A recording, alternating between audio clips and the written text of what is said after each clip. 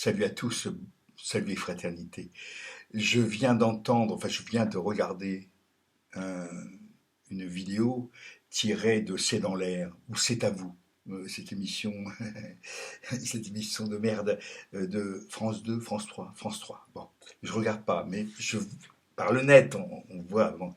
Et là, il y a un général, Desportes, hein, euh, qui disait que il fallait sortir de l'OTAN. Enfin, ce qu'avait dit De Gaulle, ce que répète Mélenchon, mine de rien, que croire que l'OTAN est un bouclier qui nous protège est une erreur totale. Euh, on a vu, il explique ce monsieur, ce général, que que l'OTAN et les Américains n'ont jamais alors, évidemment, on va dire, l'OTAN, c'est pas les Américains, c'est une alliance. Hein. En même temps, enfin, faut pas rêver quand même. Hein. D'ailleurs, Trump avait dit, l'Amérique en a assez de payer hein, pour ce fameux bouclier, ce fameux parapluie pour les Européens. Voilà. Ce général ne dit rien d'autre. Il dit que finalement, c'est une erreur de penser que nous sommes protégés. Et comme De Gaulle, comme Mélenchon, il prône l'indépendance.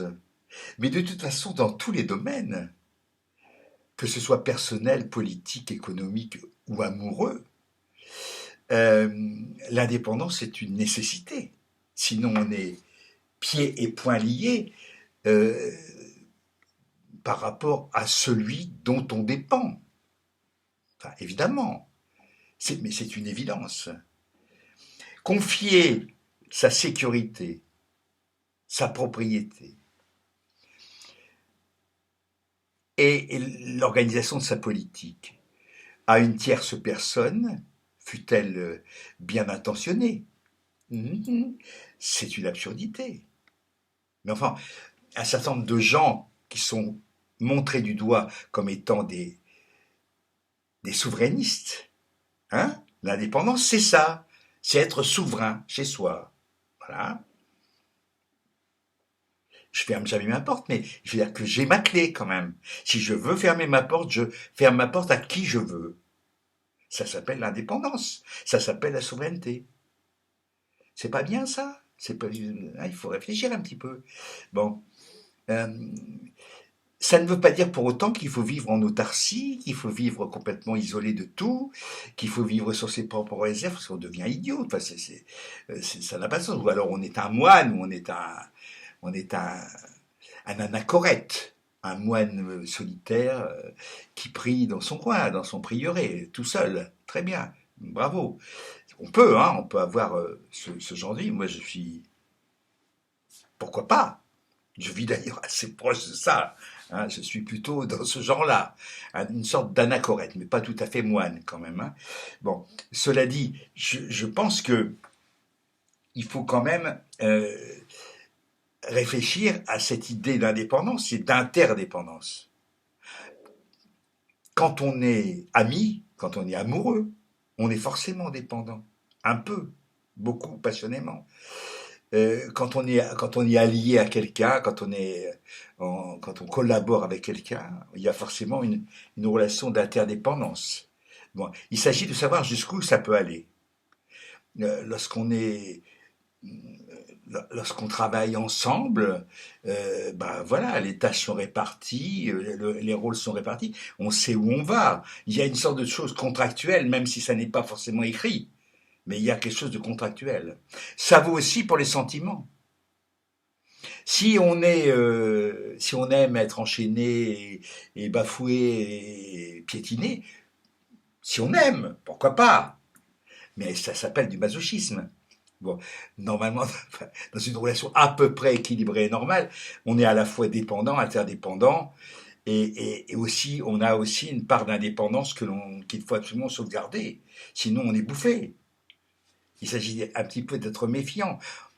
C'est un petit peu, bien, revenons à l'histoire du renard et du petit prince, dans le petit prince. Quand on apprivoise quelqu'un, la rose, quand on apprivoise quelqu'un, ben on a un devoir par rapport à cette personne ou à cette rose qu'on a apprivoisée. On a des devoirs, mais et l'autre aussi a des devoirs et des droits. Mais tout ça doit se, quand on est apprivoisé, euh, on peut se laisser tranquillement aller, puisque finalement on est apprivoisé, mais il faut quand même garder son quant à soi, être capable de dire stop à certains moments, quand l'apprivoiseur dépasse les bornes. Bon, je suis loin de la géopolitique, mais en fait pas du tout, absolument pas. Lorsque je le répète, mais ce qui s'est passé à la Libération avec le plan Marshall, où les Américains nous ont fait le cadeau empoisonné de participer à notre reconstruction, avec des bases militaires quand même un petit peu hein, en France. Hein. Euh, il y avait des bases militaires américaines en France pendant un certain nombre d'années. Et puis finalement, c'est De Gaulle qui a dit non, ça va. Quoi. D'ailleurs, à l'époque, il y avait sur les murs, il y avait des inscriptions US Go Home hein, euh, dans les années 50. Ça a duré un certain temps, puis De Gaulle est arrivé, et puis tout ça a été, les Américains sont repartis chez eux, et ils ont laissé les bases, là, voilà. Ils sont repartis chez eux. D'une certaine façon, cela dit, ils n'ont pas cessé de nous envahir culturellement. Pourquoi est-ce que finalement, euh, pourquoi est-ce que la Russie, on a oublié le rôle de l'URSS dans dans la Deuxième Guerre mondiale?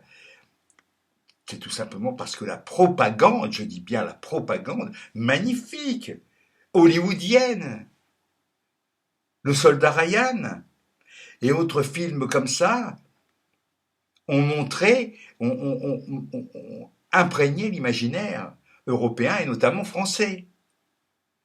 Bon, on sait que s'il n'y avait pas eu Stalingrad, s'il n'y avait pas eu les millions de morts soviétiques, les choses auraient pu être très différentes.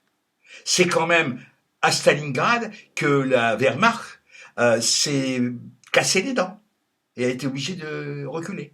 D'accord. Bon, alors bien entendu, comme le cinéma russe, j'allais dire soviétique, comme le cinéma russe n'a pas la prégnance qu'elle a par rapport au cinéma américain.